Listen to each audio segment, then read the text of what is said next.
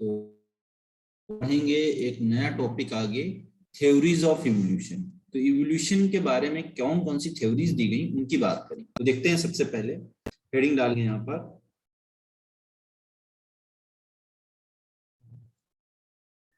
Theories of evolution. ठीक है, तो इवोल्यूशन के लिए कौन कौन सी थ्योरीज हैं उनकी बात करें।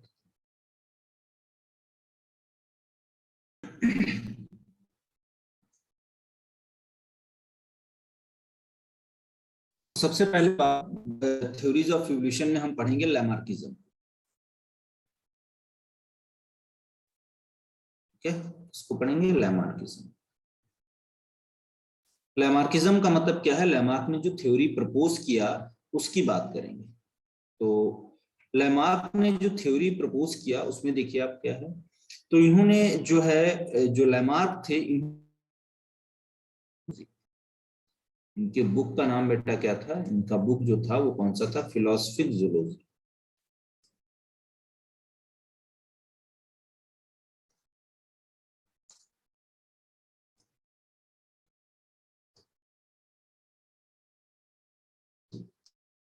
ये बुक, तो फिलोसफिक जूलॉजी को इन्होंने 1809 में बताया।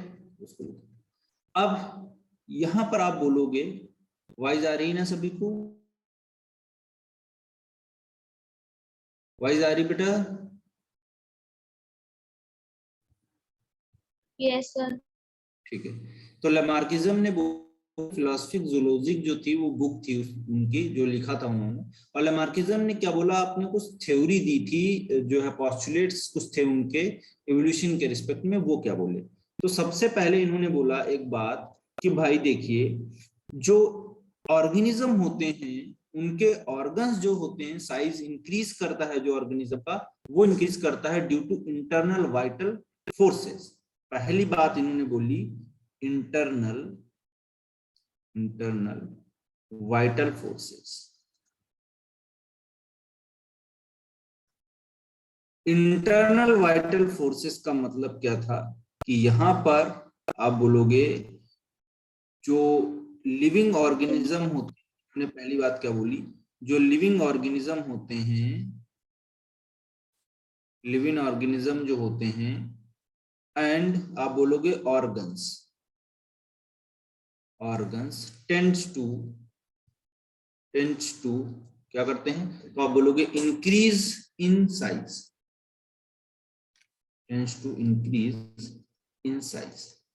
ठीक है, तो साइज में क्या होते हैं? ये बढ़ते हैं। ठीक है, तो साइज में बढ़ते हैं बिकॉज ऑफ, किस वजह से?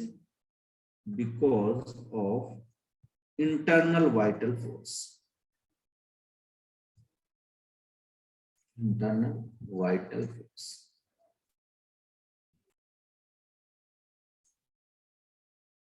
ठीक है, तो जो इंटरनल वाइटल फोर्सेस लगते हैं उन्हीं की वजह से इंडिविजुअल्स का या ऑर्गेनिज्म का साइज बढ़ता है।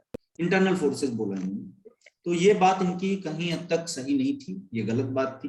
फिर आगे देखते हैं इन्होंने दूसरी बात क्या बोली। इन्होंने फिर बोला कि जो न्यू ऑर्गन्स होते हैं, न्यू ऑर्गन्स डेवलप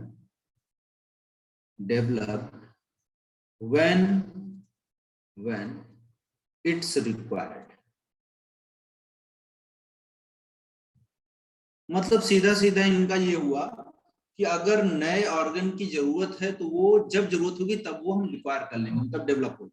हमारी विल पे डिपेंड करता है। अगर हमको उड़ना है, हमारा मन कर रहा है कि नहीं आज हम हवा में उड़ेंगे और जो है आसमानों की ऊंचाइयों में, तो पता चलेगा कि हमारे पंख निकल आएंगे। तो ऐसा कुछ तो था नहीं, तो ये भी इनकी कहानी जो बिल्कुल थी वो निराधार थी। तो इन्होंने बोला कि यहाँ पर क्या है आपका, new organs develop when it requires for survival. तो जब जरूरत होगी सर्वाइवल के लिए, जो ऑर्गन चाहिए होगा वो डेवलप हो जाएगा। तो ऐसा थोड़ी होता है। ठीक है, ये एक्चुअल में होता है इन्वायरमेंटल इफेक्ट की वजह से होता है। ऐसा कुछ इन्होंने लेकिन नहीं बताया था, न्यू लैमार्किज्म में ये बात बताई। अब इसके बाद देखिए, नेक्स्ट बात इसके बाद बोली गई कि जो है यहाँ पर आपका फ्रीक्वेंटली यूज जो ऑर्गन होंगे, जो ज्यादा यूज किए जाएंगे, frequently used organs, frequently used organ है ना, will develop when frequently used organ will develop when, या ऐसे लिख लेते हैं, frequently used organs will develops more, ठीक है, more। तो यहाँ पर आप बोलोगे मोर जो है ऑर्गन अगर डेवलप होंगे, तो इन्होंने बोला कि जो ऑर्गन यूज किए जाएंगे वो ज्यादा डेवलप होंगे और जो कम यूज किए जाएंगे वो डेवलप नहीं होंगे। तो use and disuse of organ,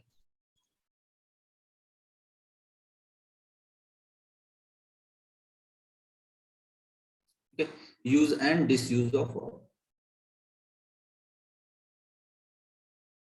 ठीक है, use and disuse of organ. तो ये बात हो गई आपकी। अब इसके बाद देखिए आप नेक्स्ट, इसके बाद में इन्होंने एक बात और बोली कि एक्वायर्ड मॉडिफिकेशन जो होते हैं, acquired modifications, acquired modification during the life of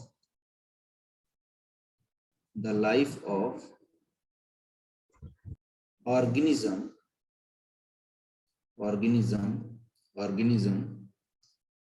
are inherited,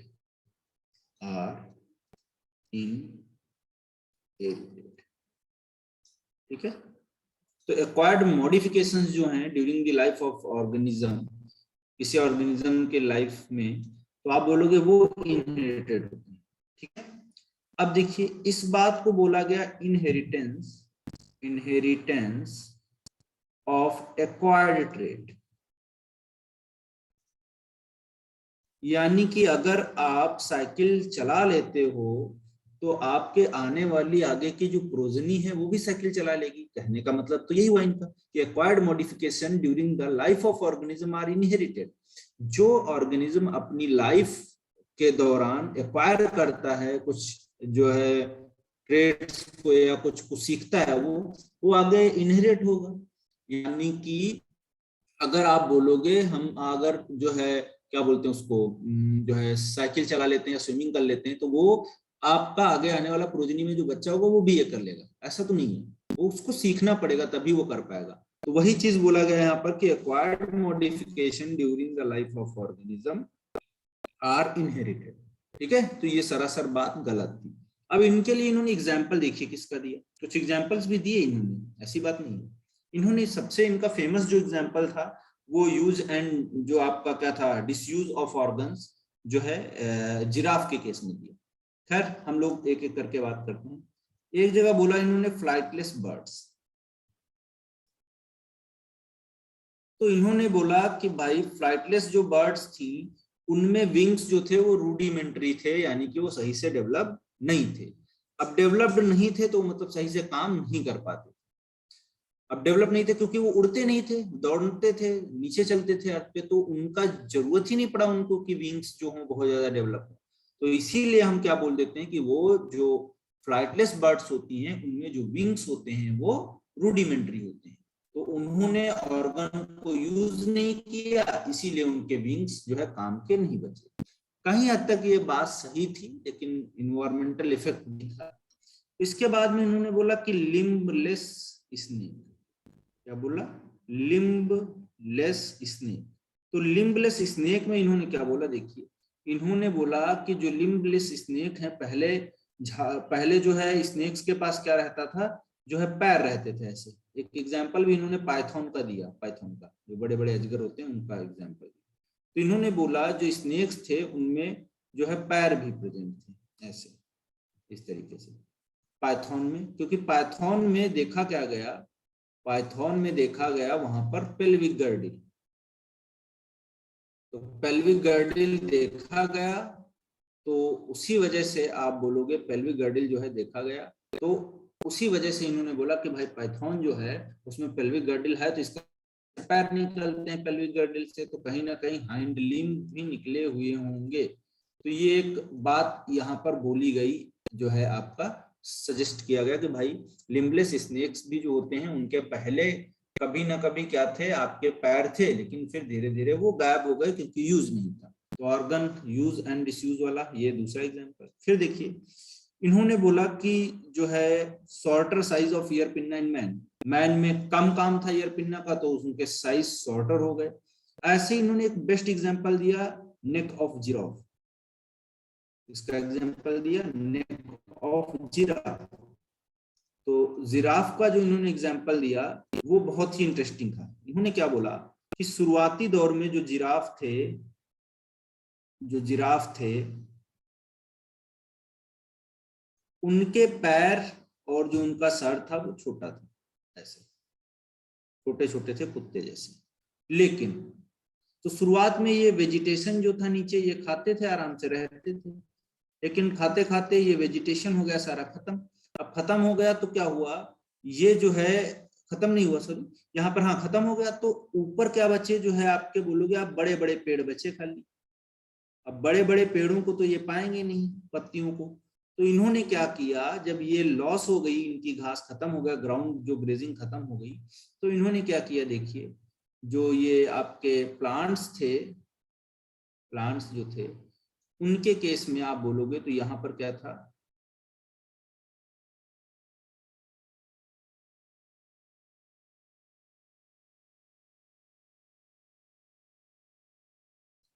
अब जिराफ ने क्या किया देखो, तो इन्होंने क्या किया, उचक उचक के जंप करके खा रहे थे ये, तो खाने लगे तो धीरे धीरे इनकी नेक जो थी वो क्या हुई, इलोंगेटेड हो गई।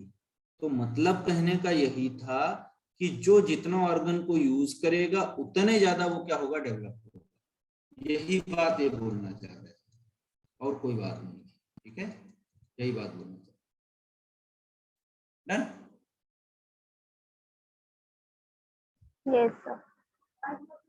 तो ये कहानी हो गई आपकी जिराफ के केस में। दूसरा इन्होंने बोला कि जो केव ड्वेलर्स होते हैं एनिमल्स, जो केव में रहते हैं, केव ड्वेलर का मतलब जो केव में रहते हैं अंधेरी जगहों में, उनमें आई जो थी वो रूडिमेंट्री रह गई। क्यों रूडिमेंट्री रह गई, क्योंकि जब लाइट ही नहीं पड़ी, उनको देखना ही नहीं था, तो आई छोटी रह गई, यूज नहीं की गई, तो उनका डेवलपमेंट ही नहीं हो पाया। तो आईज जो थी वो कैसी हो गई, रूडिमेंट्री हो गई। तो ये बातें इन्होंने बताई। अब बेटा इस बात को लेमार्क ने सब कुछ बता दिया। पहला पॉइंट बताया इन्होंने कि जो साइज इंक्रीज होता है वो वाइटल फोर्स के थ्रू इंक्रीज होता है। बॉडी के अंदर कुछ फोर्सेस होते हैं जो बॉडी को इंक्रीज कराते हैं, स्ट्रक्चर्स को, ठीक है। तो स्ट्रक्चर्स बॉडी को, ऑर्गन्स अगर जो है ऊपर बढ़ेंगे तो वो भी आपका जो है उसका साइज भी इंक्रीज कर जाएगा। अब दूसरी बात क्या थी कि आपका जो क्या बोलते हैं, आपका जो दूसरा जो इनका पॉइंट था वो बताया था इन्होंने सर्वाइवल के लिए। इन्होंने बोला कि नए नए ऑर्गन्स डेवलप हो जाते हैं जब रिक्वायर्ड होता है।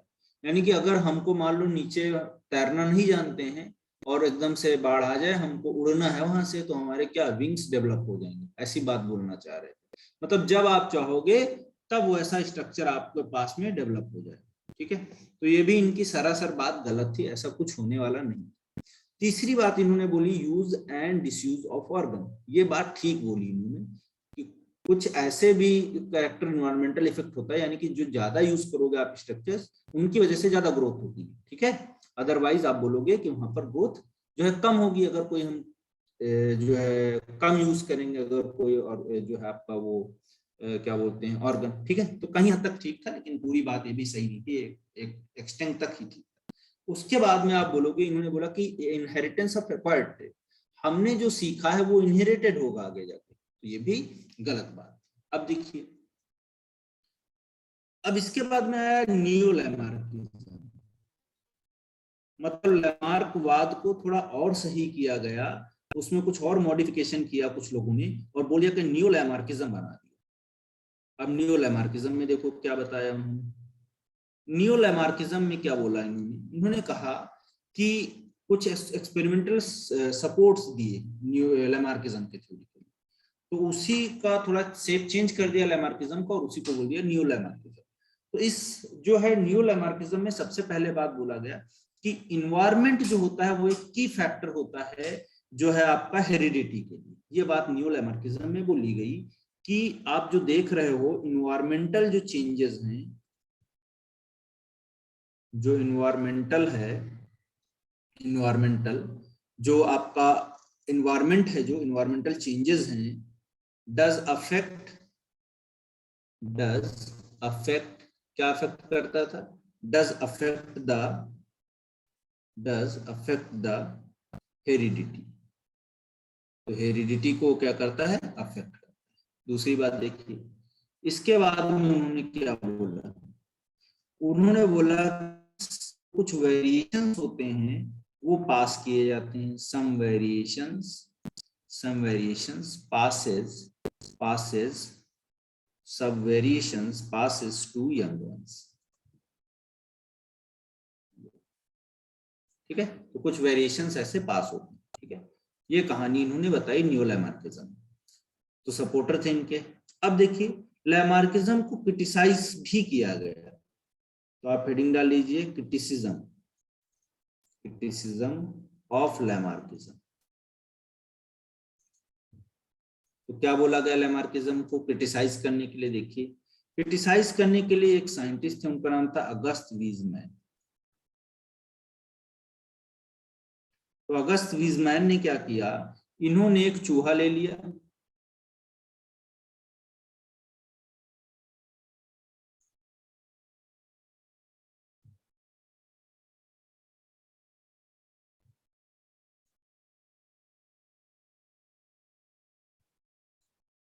एक चूहा ले लिया और इस चूहे की टेल जो थी उसको बार बार काटा।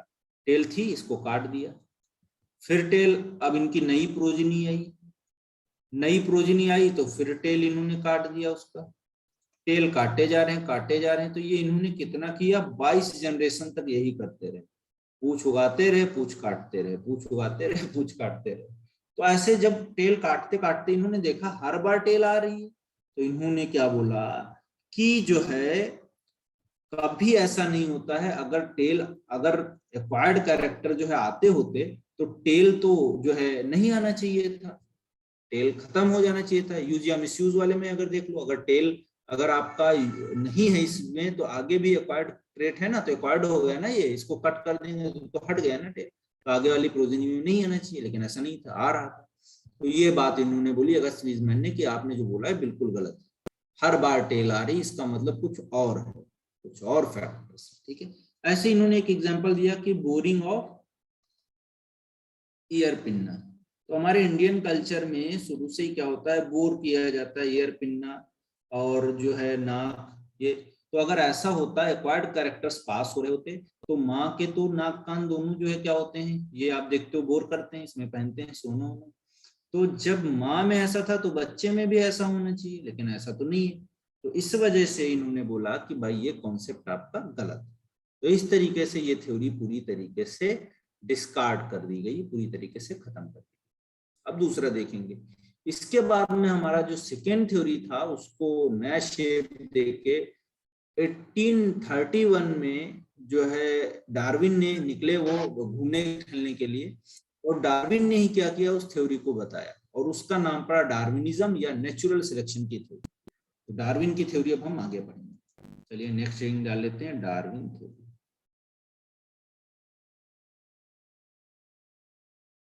डार्विनिज्म,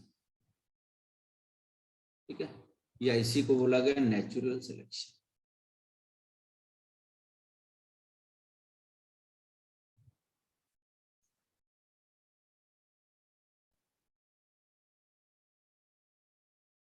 नेचुरल सिलेक्शन, तो देखिए क्या है डार्विनिज्म या नेचुरल सिलेक्शन, इसके बात करते हैं। तो आप बोलोगे 1831 में इनको एक अपॉर्चुनिटी मिली, गॉट एन अपॉर्चुनिटी। किसको? इन्हीं डार्विन साहब को। तो इनको एक अपॉर्चुनिटी मिली 1831 में ट्रैवलिंग करने की। और ट्रैवल किस पे किया? तो एक इनका शिप था HMS बीगल।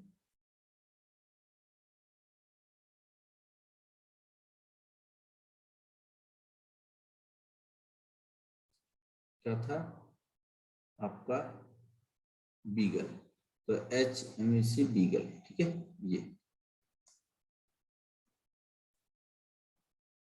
ये एक चीज, तो इनको एक अपॉर्चुनिटी मिली ट्रेवल करने की, HMS जो बीगल था, है ना, समुद्री यात्रा पे निकले ये शिप था, रॉयल फैमिली ने इनको दिया था। अब क्या हुआ, ये पहुंचे जाके भाई HMS बीगल से कहां पर, एक आइलैंड था, उसका नाम दिया इन्होंने गैलापागोस आइलैंड। कहां पहुंचे, गैलापागोस आइलैंड पहुंचे। अब गैलापागोस आइलैंड पहुंच गए, और गैलापागोस आइलैंड में पहुंचने के बाद इन्होंने क्या देखा, इन्होंने देखा कि वहां पर जेंट जेंट टॉर्टोइजेस हैं, जेंट टॉर्टोइजेस हैं, जो करीब करीब 275 केजी 275 केजी के आसपास हैं उनका वेट, और इसके अलावा उनका एज भी करीब करीब 300 इयर्स के आसपास है। इतने बड़े बड़े इन्होंने देखे, और उसके अलावा इन्होंने कुछ बर्ड्स देखी, तो एक तो इन्होंने जेंट टॉर्टोइज देखे और दूसरे बर्ड्स देखी, और बर्ड्स का नाम इन्होंने दिया फिंचेस। तो बहुत सारी बर्ड्स थी, उनकी अलग अलग स्पीसीज थी बर्ड्स की, एंसेस्टर एक ही थे, उनको देखा इन्होंने और उनको नाम दे दिया फिंचेस। क्योंकि डार्विन ने इसको डिस्कवर किया था, तो इसीलिए हम बोलते हैं कि डार्विन फिंचेस के नाम से भी जानते हैं। अब देखिए क्या हुआ, ये घूम टहल के आए भाई, गैलापागोस आइलैंड देख वेख के आए, और इन्होंने एक बुक लिख दी। बुक का नाम जो था वो क्या था, तो आप बोलोगे on the origin of species by the means of natural selection. क्या है, on the origin of species bye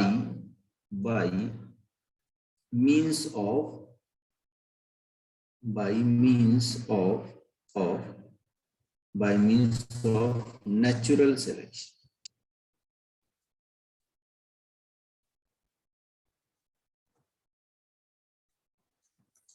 ठीक है, on the origin of species by the means of natural selection.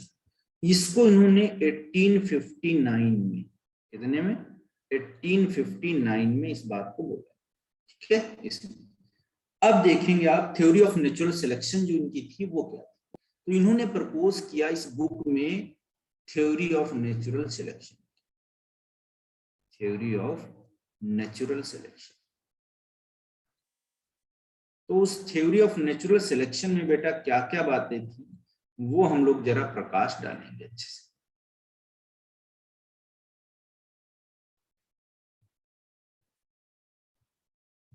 ठीक है, तो देखते हैं यहाँ पर थ्योरी ऑफ नेचुरल सिलेक्शन। तो यहां पर इन्होंने बोला पहला पॉइंट इसमें, over population, over population,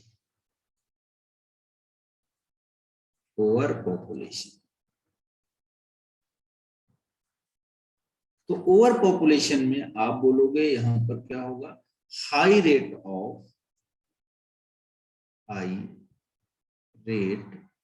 of reproduction.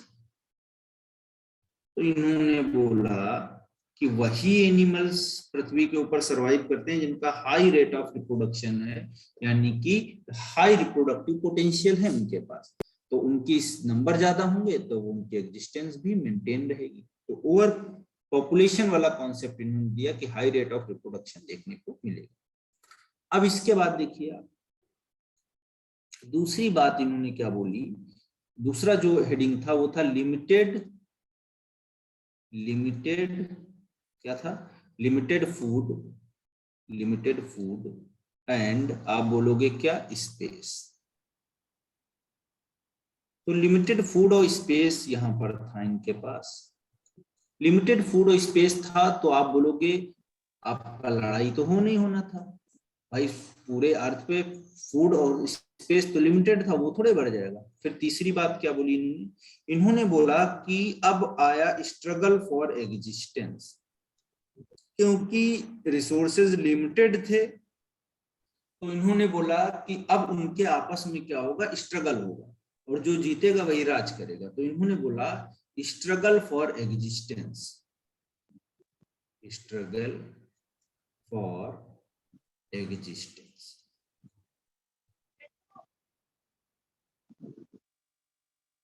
Struggle for existence. तो स्ट्रगल फॉर एग्जिस्टेंस में आप बोलोगे तीन तरीके का। एक आप बोलोगे इंट्रा स्पेसिफिक, कैसा था? इंट्रा स्पेसिफिक, पहली बात। दूसरा स्ट्रगल जो था वो था इंटर स्पेसिफिक,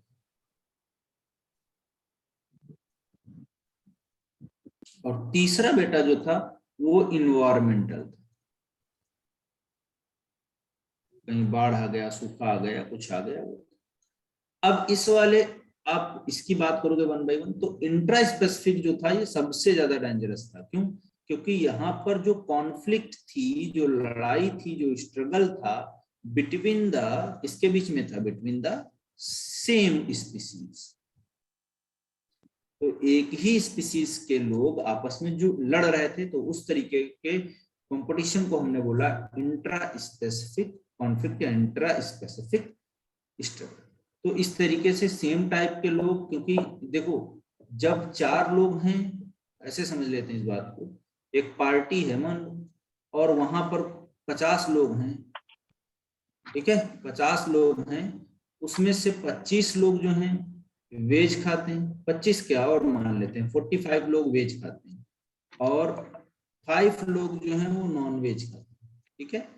अब होगा क्या, देखिए इन 50 लोगों में से आप बोलोगे क्या होगा, देखिए इन 50 लोगों में से अगर जो है वेज के लिए बना हुआ है आपका खाना 45 जो है आपका 30 लोगों का ही, तो आप बोलोगे यहाँ प्रॉब्लम हो जाएगी कि नहीं, 45 और खाना 30 का है तो दिक्कत होगी, तो इसमें जो जीतने वाला होगा वही खाएगा। और इधर आप बोलोगे नॉन वेज वाले जो है इनके लिए बना है 10 आदमी का, है कि नहीं, तो कोई इनको दिक्कत नहीं है। दिक्कत तो इनके लिए है क्योंकि इनके पास 45 की व्यवस्था, मतलब 30 लोगों की व्यवस्था है और 45 लोग आ गए वेज खाने वाले।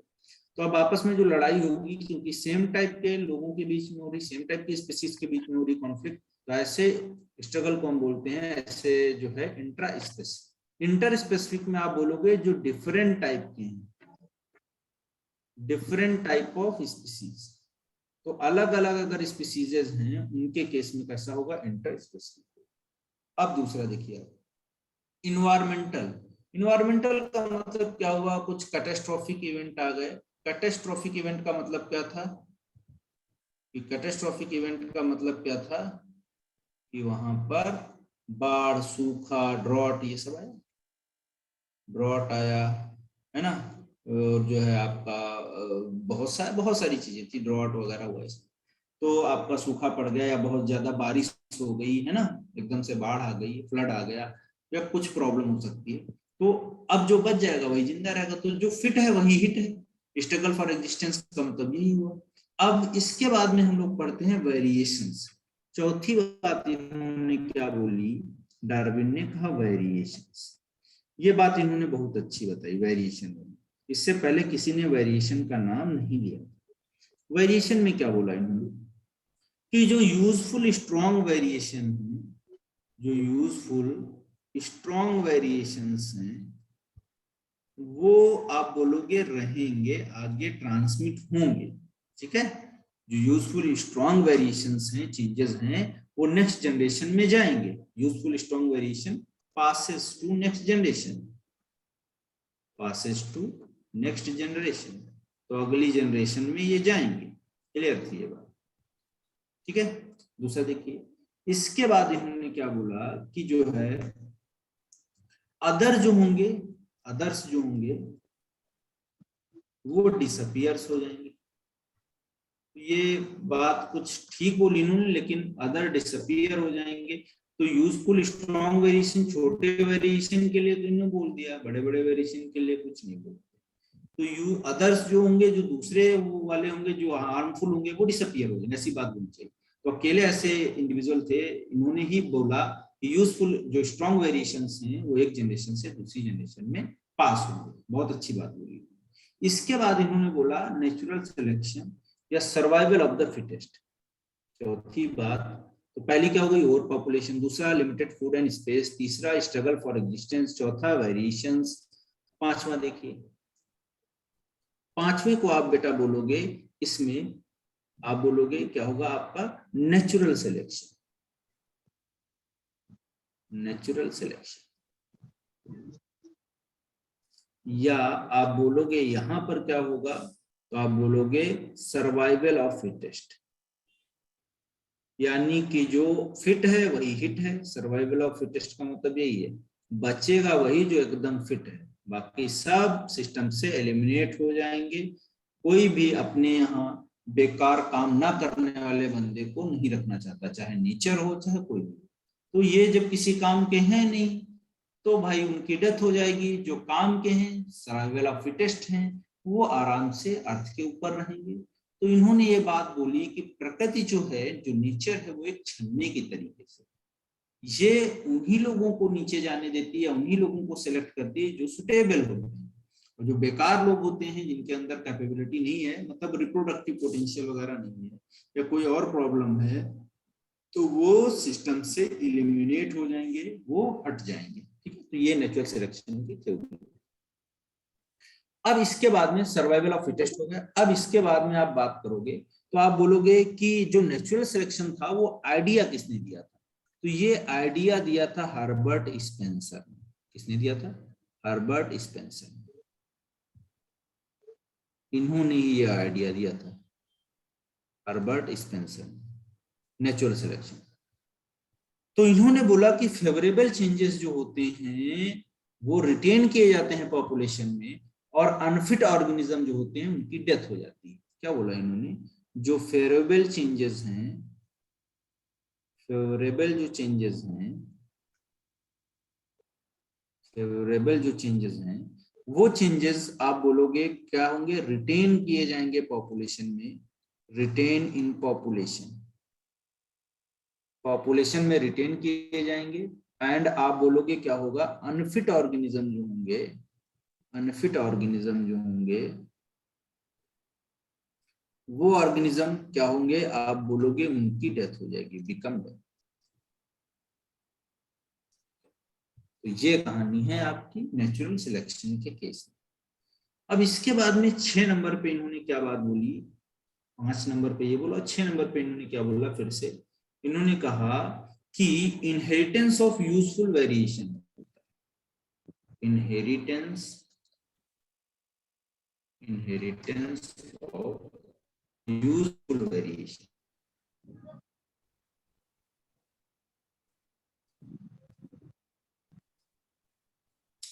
तो इनहेरिटेंस हो रहा था यूजफुल वेरिएशंस का, उसकी बात है। तो यूजफुल वेरिएशंस में इन्होंने बोला जो आपके फिटेस्ट ऑर्गेनिज्म है, जो फिटेस्ट ऑर्गेनिज्म है ना, जो फिटेस्ट ऑर्गेनिज्म है उनका ट्रांसफर होता है यूजफुल वेरिएशंस का next generation, transfer of useful variations.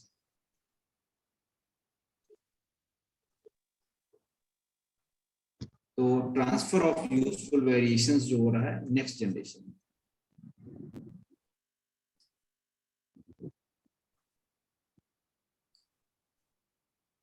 ठीक है, तो नेक्स्ट जनरेशन हुआ। अब इसके बाद में आई बात, 7 नंबर पे आप बात करोगे, तो नेक्स्ट बात आई फॉर्मेशन ऑफ न्यू स्पीसीज।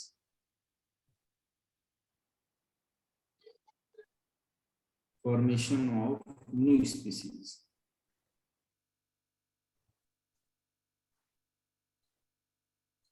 ठीक है, तो नई स्पीसीज का फॉर्मेशन हुआ, यानी कि इसको हम बोलते हैं स्पेसिएशन।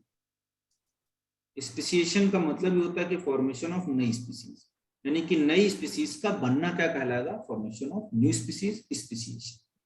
तो इसमें जो है, जो एक अल्फ्रेड वेलेस थे, इनका भी नाम देखो याद रखना, एनसीईआरटी का लाइन है। तो इसमें एक अल्फ्रेड, अल्फ्रेड अल्फ्रेड वेलेस, उन्होंने काम किया आर्चीपेलिगो, क्या नाम था, आर्चीपेलिगो, एक मिनट, आर्चीपेलिगो जो आपको,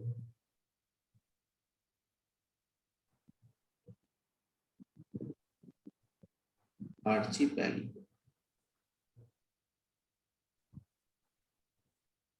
तो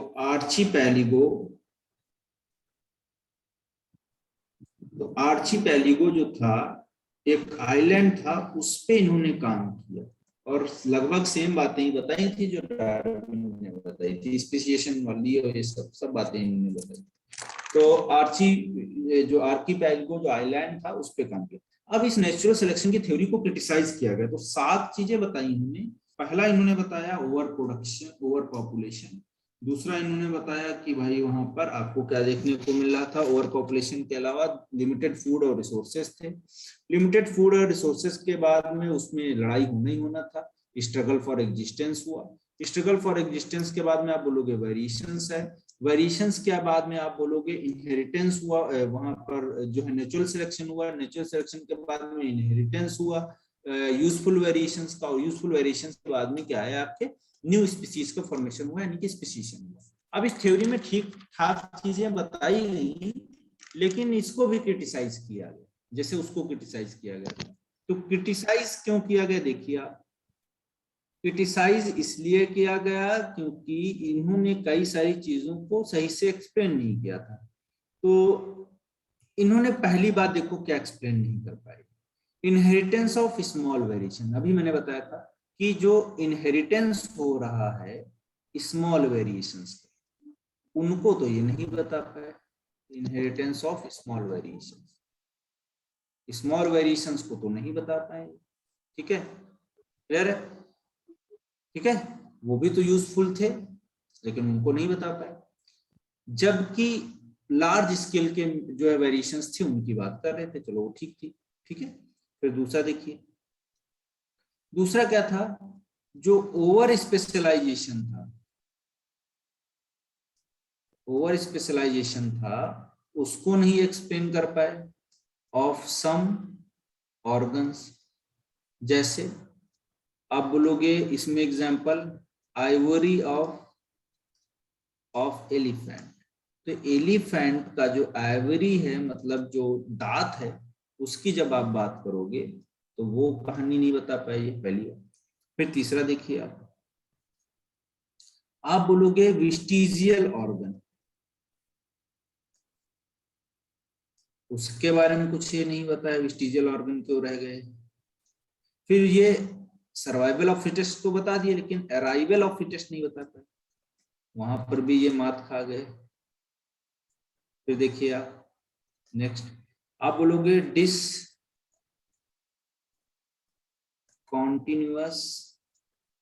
वेरिएशन, तो कॉन्टिन्यूअस वेरिएशंस को तो इन्होंने बता दिया लेकिन डिसकंटिन्यूअस वेरिएशन जो हो रहे थे उनके बारे में कुछ बात नहीं बता पाए, तो इस तरीके से इनको क्रिटिसाइज किया।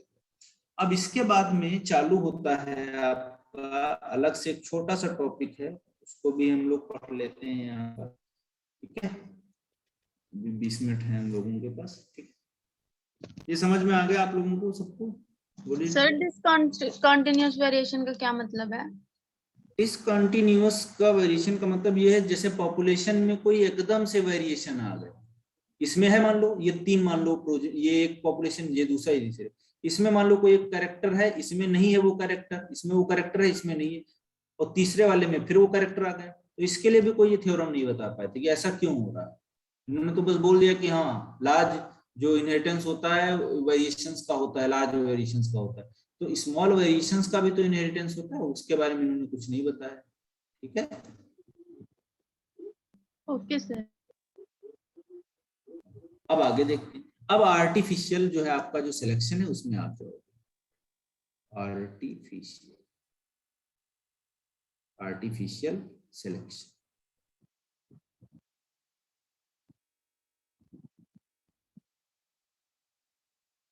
आर्टिफिशियल सिलेक्शन में जब आप जाओगे तो यहां पर आप बोलोगे प्लांट और animals, plant and animals, plant and animals. तो प्लांट एनिमल्स जो थे वो जेनेटिकली मॉडिफाइड थे।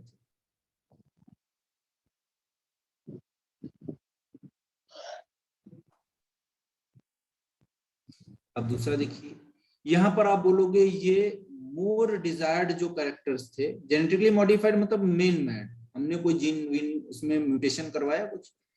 तो आप बोलोगे मोर जो डिजायर्ड जीन है, मोर डिजायर्ड जो जीन है या कैरेक्टर्स हैं, कैरेक्टर्स आर प्रेजेंट, वही तो प्रेजेंट होंगे जेनेटिकली मॉडिफाइड ऑर्गेनिज्म में इन न्यू इंडिविजुअल्स या न्यू ऑर्गेनिज्म।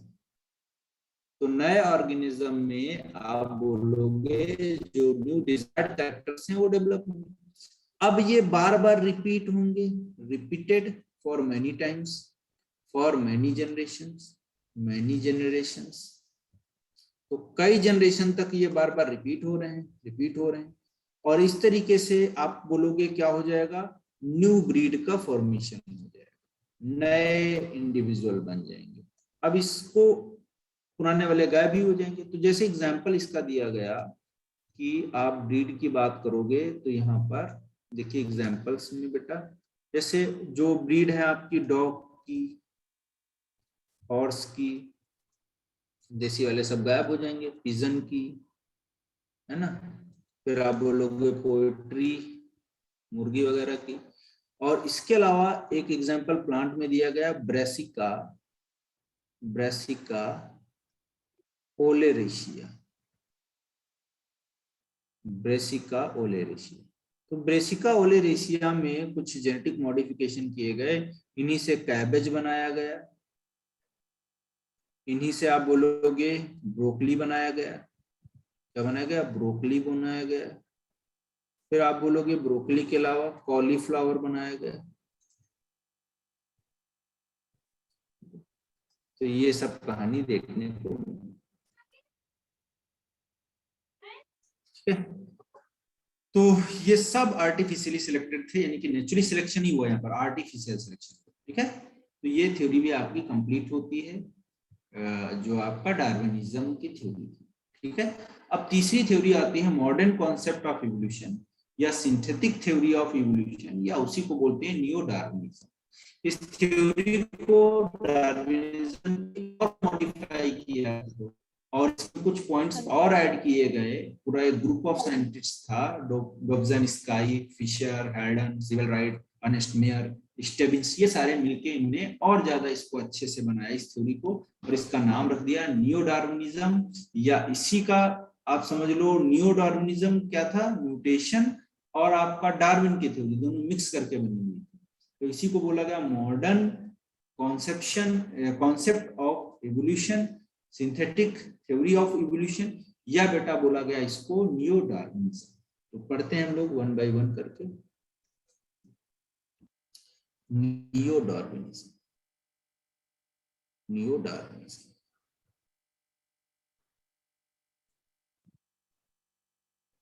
या इसी को बोला गया आपका मॉडर्न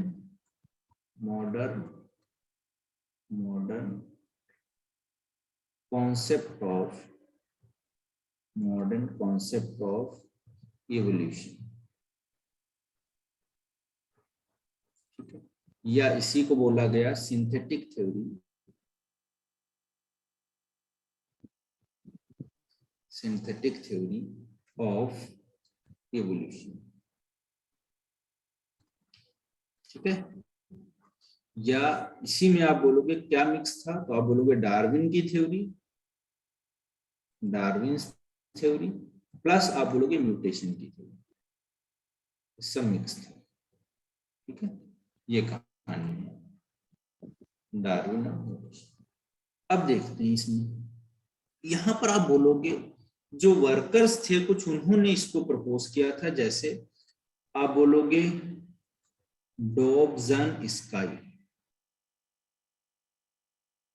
डोब्झानस्की नाम आपको ना याद रहे छोड़ देना, कोई दिक्कत नहीं। फिशर, जो अच्छे याद रहे, याद कर पाना वो लिख लेना।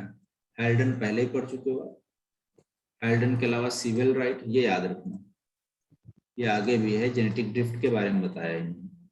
और अर्नेस्ट मेयर, ठीक है, और स्टेबिन।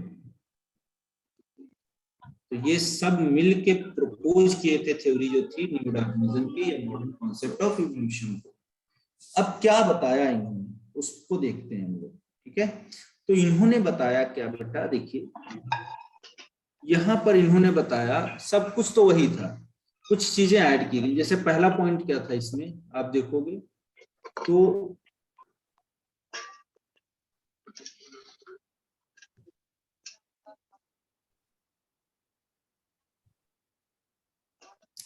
यहाँ पर पहला पॉइंट जो था उसको हम बोलेंगे जेनेटिक, जेनेटिक बेटा Divyanshi, genetic variation in population,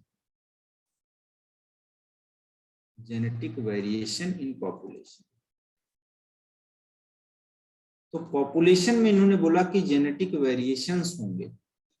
अब जेनेटिक वेरिएशंस का सोर्स क्या होगा, तो आप बोलोगे म्यूटेशंस होंगे। कॉज ऑफ इवोल्यूशन क्या है, mutation, according to Hugo de Vries. तो ह्यूगो डी व्रीज ने बोला कि जेनेटिक वेरिएशंस जो पॉपुलेशंस में होते हैं वो होते हैं due to accumulation of variation, यानी कि वेरिएशंस इकट्ठा होंगे, उन्हीं की वजह से क्या हो जाएगा आपका, आप बोलोगे जेनेटिक वेरिएशंस हो जाएंगे, ठीक है। और वो उनकी वजह से क्या होगा, इवोल्यूशन होगा। तो एक सिंपल लाइन में आप बोलोगे यहाँ पर जितना वेरिएशंस होंगे वो एक्युमुलेट होंगे, इकट्ठा होंगे, और जैसे वो इकट्ठा होंगे तो आप बोलोगे वो पॉपुलेशन में जाएंगे, वेरिएशन एक्युमुलेट होके, और जैसे पॉपुलेशन में जाएंगे वैसे ही आप बोलोगे पॉपुलेशन में जाएंगे, तो पॉपुलेशन में जाने के बाद वो इकट्ठा हो जाएंगे, एक्युमुलेट हो जाएंगे। एक्युमुलेट होने के बाद में आप बोलोगे वहां पर क्या हो जाएगा, तो मान लो वहां पर क्या हुआ, वेरिएशंस की वजह से जो है चेंजेस आएंगे, और वो चेंजेस बेटा पॉपुलेशन में दिखेंगे, और उसी को हम बोल रहे थे, ये लोग बोल रहे थे इवोल्यूशन, ठीक है। दूसरी बात देखिए, सोर्स ऑफ जो इवोल्यूशन है वो क्या होगा, यानी कि म्यूटेशन। तो यहाँ पर सोर्स ऑफ इवोल्यूशन क्या है, पहली बात तो म्यूटेशन आपको ध्यान रखना है, ह्यूगो डी व्रीज ने जो बताया था कि भाई म्यूटेशंस होते हैं, ठीक है, अच्छी बात है, म्यूटेशंस होते हैं, मान लिया हमने म्यूटेशंस होते हैं। अब कॉजेज ऑफ इवोल्यूशन क्या है, म्यूटेशन। अब ह्यूगो डी व्रीज ने बोला कि mutation causes the evolution and speciation, ठीक है। या इन्होंने एक लाइन में बोला, ह्यूगो डी व्रीज ने क्या बोला, मैं लिखे दे रहा हूं यहाँ पर, इन्होंने बोला कि ह्यूगो डी व्रीज ने mutations causes, mutation caused speciation, mutation cause speciation and hence called saltation, क्या बोलेंगे, saltation, hence called saltation, okay, hence called saltation। और saltation का मतलब क्या था, एक सिंगल स्टेप लार्ज चेंज, कहूंगे सिंगल स्टेप एंड आप बोलोगे क्या, लार्ज म्यूटेशंस,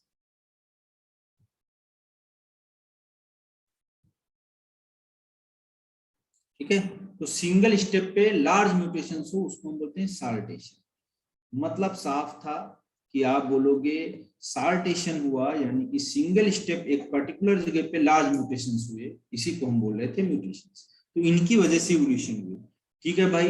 लार्ज म्यूटेशंस हुए तो चेंजेस हुए, समझ में आता, लेकिन जो छोटे छोटे चेंजेस आ गए वो कहाँ से, वो तो नहीं बताया इन्होंने, तो वो तो एक प्रॉब्लम आ गया कि नहीं। और म्यूटेशंस होते कहाँ से, तो क्रोमोसोम एबेरेशन होता था, क्रोमोसोम टूटते थे, या जीन म्यूटेशंस होते थे, तो आप बोलोगे जेनेटिक वेरिएशंस आ जाता था पॉपुलेशंस में, ठीक है। अब इसी में बोला गया, कुछ बातें बताई गई इसी में, जैसे हम लोग पढ़ते हैं जीन पूल, इसी में मैं पढ़ाई दे रहा हूँ आपको, जीन पूल। जीन पूल देखिए क्या क्वेश्चन पूछा जाता है, जीन पूल क्या है, sum total of the all different types of genes and their allele frequencies are present in population. Gene pool क्या है, किसी पॉपुलेशन में सम ऑफ जीन्स, और आप बोलोगे एलील, यानी कि सब जोड़ दो, एलील या जीन्स, टोटल जो होगा वो हमारा क्या कहलाएगा, जीन पूल कहलाएगा, ठीक है, किसी पॉपुलेशन में। तो पॉपुलेशन में कितना सम है टोटल ऑफ जीन का या एलील का, तो वो क्या कहलाएगा, जीन पूल कहलाएगा, ठीक है।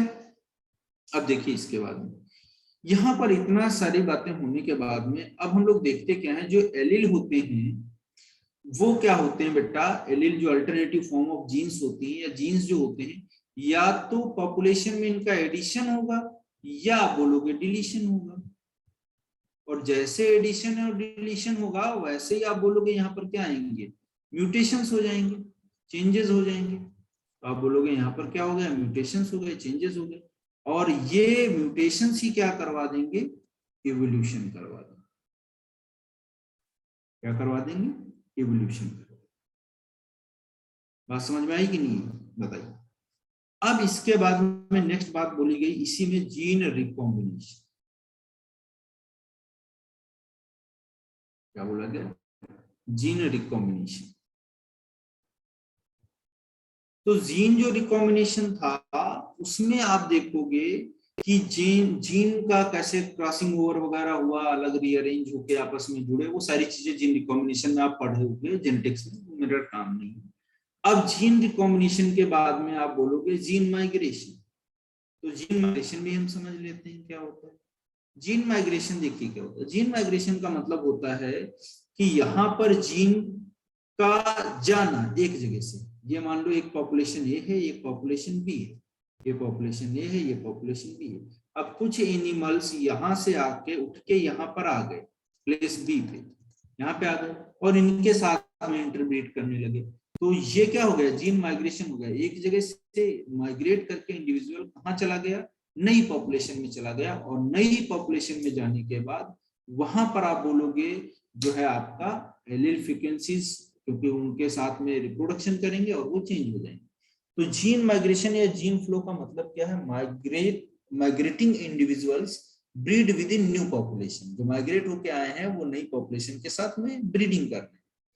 और जो इमिग्रेंट्स हैं जो आए हैं विल ऐड न्यू एलील्स। तो इमिग्रेंट्स जो थे वो लोकल पॉपुलेशन जो बी थी उसमें अपने एलील को जोड़ देंगे, क्योंकि वो क्या कर रहे हैं, मेटिंग कर रहे हैं, ब्रीडिंग कर रहे हैं। फिर आप बोलोगे लोकल जीन पूल में नई एलील्स जुड़ जाएंगे, जो नया आया बंदा वो जोड़ देगा और होस्ट पॉपुलेशन के केस में, और इसको हम क्या बोलते हैं, जीन माइग्रेशन बोलते हैं। ठीक है, यही प्रोसेस क्या, जीन माइग्रेशन, यानी कि कई मतलब एक से ज्यादा नए जीन वहां पर आ जाए तो उसको हम क्या बोलेंगे, जीन पॉपुलेशन। ठीक है, अब इसके बाद में हम नेक्स्ट टॉपिक पढ़ते हैं जेनेटिक ड्रिफ्ट या सिविल राइट इफेक्ट। क्या पढ़ते हैं, जेनेटिक ड्रिफ्ट या सिविल राइट इफेक्ट। देखिए अभी वही थ्योरी चल रही, जेनेटिक ड्रिफ्ट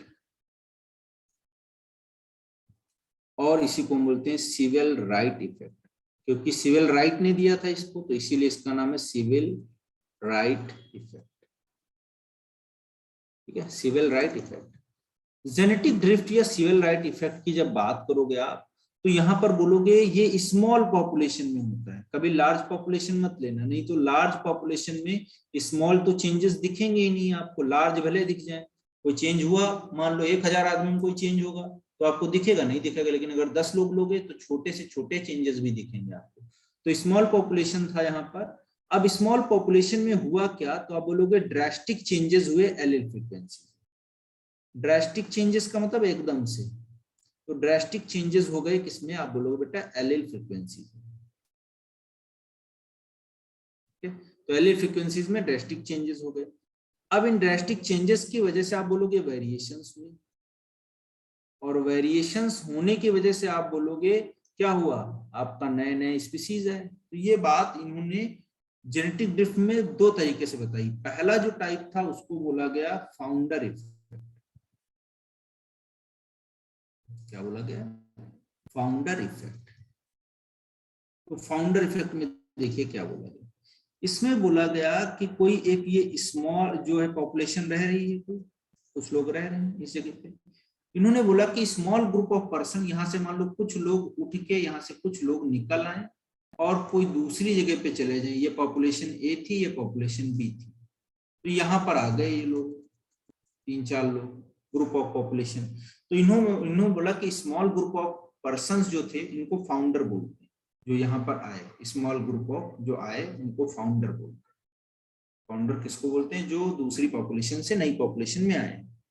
ठीक है, उन्होंने अपने घर को छोड़ दिया, फाउंडर बोल दिया, ढूंढने वाले, पाए जाने वाले। अब नए सेटलमेंट में गए और वहां पर इन्होंने क्या किया, new genotype frequency form that of parental population. तो यहाँ पर जो पेरेंटल पॉपुलेशन थी, यहाँ पर मान लो पहले से, अब इनके साथ रहने लगे, इन्हीं में से इंटरब्रीड किया, तो जब इनके साथ इंटरब्रीड किया तो आप बोलोगे यहाँ पर क्या हुए, नई फ्रीक्वेंसीज डेवलप हो जाएंगी, तो आप बोलोगे कुछ टाइम बाद न्यू जीनोटाइप दिखेगा आपको, दिखेगा न्यू जीनोटाइप फ्रीक्वेंसी दिखेगी, new genotype frequency from that of parent population. ठीक है, ये कहानी हो गई।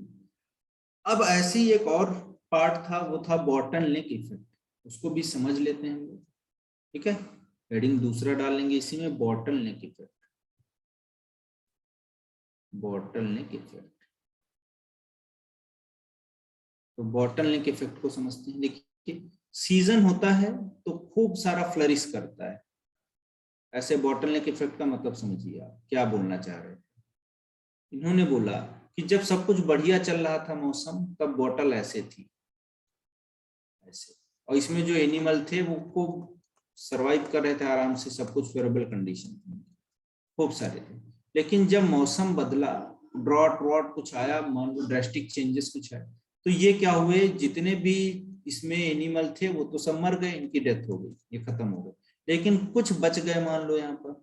अब यही जो बच गए, यही क्या करेंगे, इनमें फ्रीक्वेंसीज चेंज हो गई, कुछ सरवाइव कर गए, ये जो सरवाइव कर गए और फिर ये आगे जाके क्या होंगे, पॉपुलेशन बना देंगे पूरी। तो सरवाइव क्यों किए, क्योंकि इनके पास न्यू जीन्स थे, कुछ जो है आपके अलग तरीके के म्यूटेशंस हुए होंगे जिनसे जीन डेवलप हो गए और ये बच गए। तो survived individual change their allele frequencies, new genes या अपनी एलील फ्रीक्वेंसीज को चेंज कर लिया है, और नई पॉपुलेशन बन जाएगा विद न्यू एलीलिक फ्रीक्वेंसीज। तो इस तरीके से आप बोलोगे बॉटलनेक इफेक्ट का मतलब यही होता है कि जब खराब टाइम आता है तो इंडिविजुअल जो इनको नहीं फिट है वो मर जाते हैं, जो फिट हैं उनमें हो सकता है कुछ म्यूटेशंस हुए हों जिनसे उनकी gene frequency allele frequency change हुई हो, जिससे नई पॉपुलेशन फॉर्मेशन हो जाए। तो आज के लिए यहीं तक रखते हैं बेटा, मिलते हैं नेक्स्ट क्लास में हम लोग नए टॉपिक के साथ में, और फिर आगे हम लोग डिस्कस करेंगे। Thank you so much.